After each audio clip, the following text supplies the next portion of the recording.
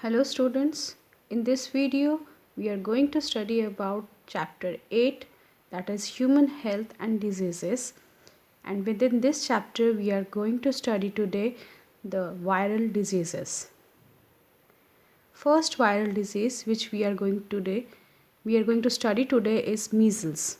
Measles is also called as rubeola disease. Let us study about the pathogen of measles. Before studying about the pathogen for measles, let us first understand about the meaning of the word pathogen.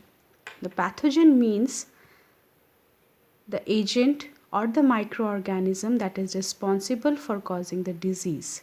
So, the disease causing organism for measles is virus, and the name of that virus that causes measles is called as rubeola virus. Next is mode of transmission.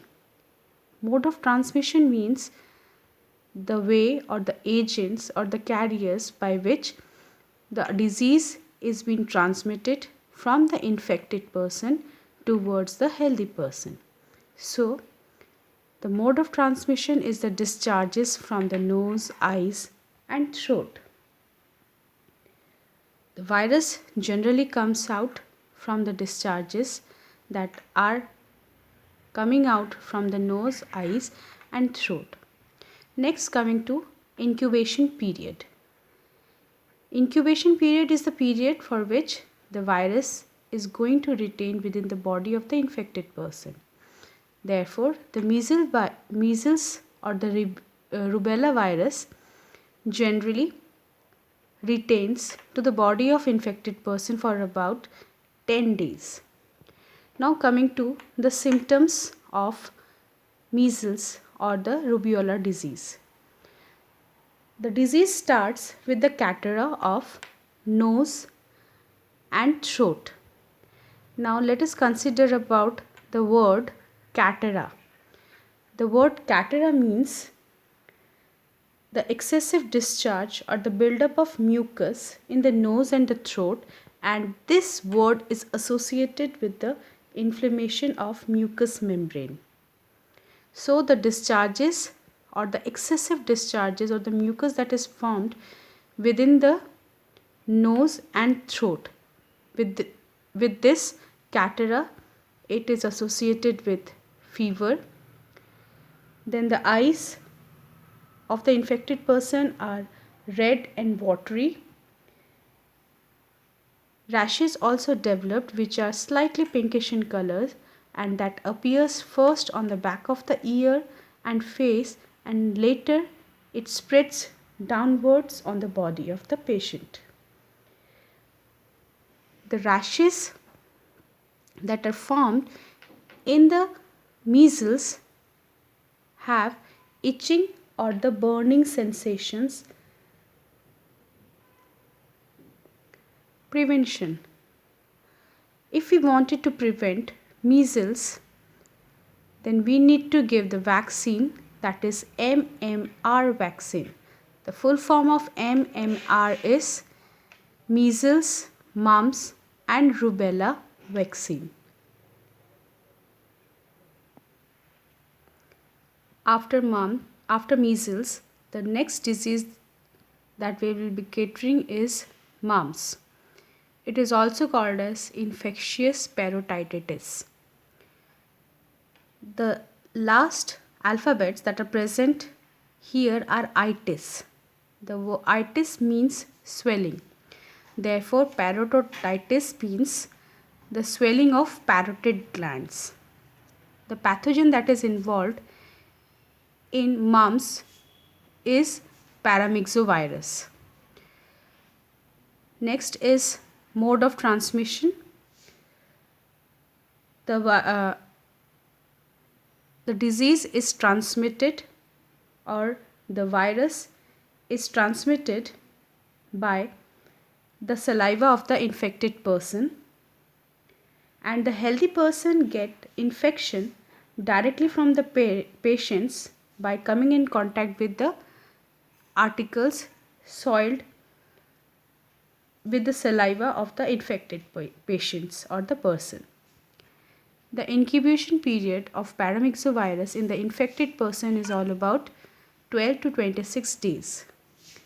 The symptoms of measles are: this infectious disease causes fever, difficulty in opening the mouth, and painful swelling of parotid salivary glands that lie just below the lobe of ears. In some cases, it may also involve the gonads, meninges, and other organs, as a result of which it results as a complication and occurs pain or swelling of testes, and there are also the pain in the abdomen. The prevention of mumps is to use MMR vaccine, that is mumps, measles and rubella vaccine. If the vaccine is given or if the mumps occurs due to unavailability of vaccine, then it occurs once in a lifetime. It does not repeat again and again. So it occurs, if not given the vaccine, it occurs once in a lifetime.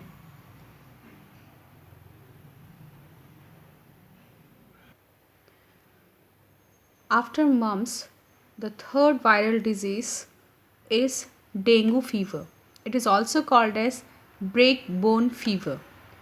The pathogen of dengue fever is flaviraibovirus, and it is transmitted from an insect, that is mosquito, that is Aedes aegypti. The incubation period of flaviraibovirus in the person is around 3 to 8 days. Depending on the types of symptoms, dengue are of two types: classical dengue fever or dengue hemorrhagic fever.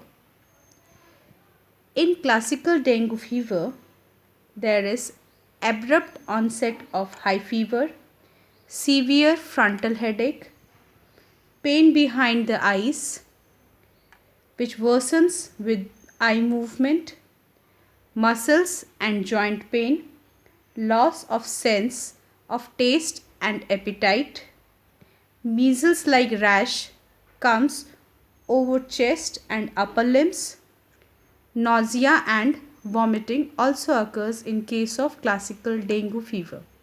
On the other hand, the symptoms for dengue hemorrhagic fever are somewhat similar to that of classical one, except the following: bleeding occurs from the nose, mouth, gums, and even the skin bruisings.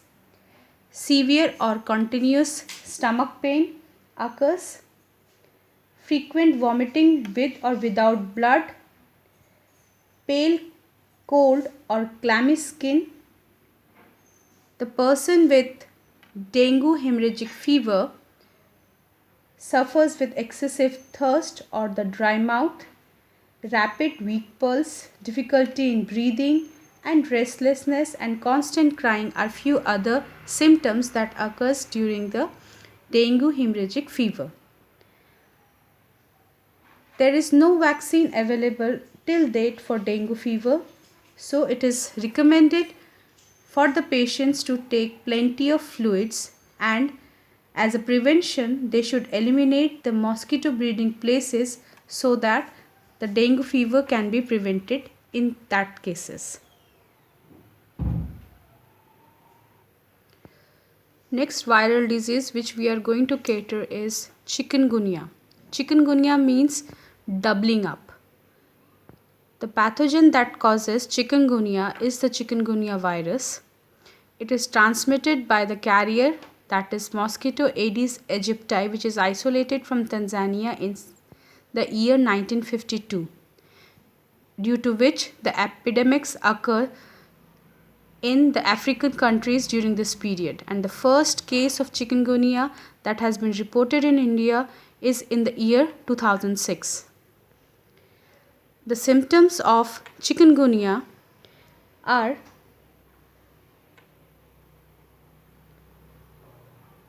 the sudden onset of fever, crippling joint pains, lymphoadenopathy, and conjunctivitis. In severe cases, it may also show hemorrhagic manifestations. The fever is typically biphasic with the period remission after 1 to 6 days of fever, and there is no vaccine available for chikungunya so far.